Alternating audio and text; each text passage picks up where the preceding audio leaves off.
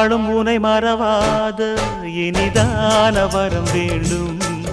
உறவாலும் உடல் உயிராலும் பிரியாத வரம் வேண்டும்.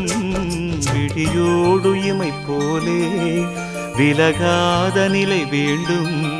இணையான இளமானே துணையான இளமானே, இணையான இளமானே துணையான இளமானே.